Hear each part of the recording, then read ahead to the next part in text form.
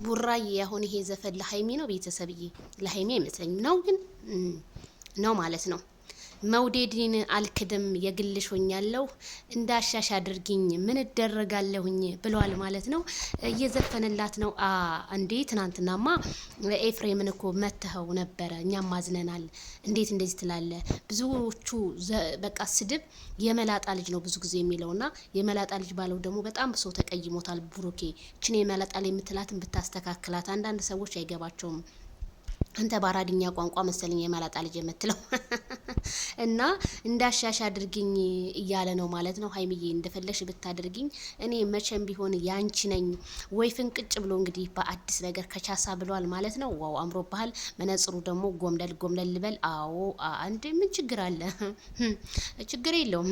ህዝቡ ቢያለቅስ አንተ ፏ ብለህ ትመጣለህ አባዬ። ምንም ችግር የለውም። አዎ ተረድተንሃል። በቃ ሀይሚዬን ግን ቀለበት ብታስርላት ባይነኝ እንደኔ እሰርላት በቃ ምን ያረጋል ማርዝ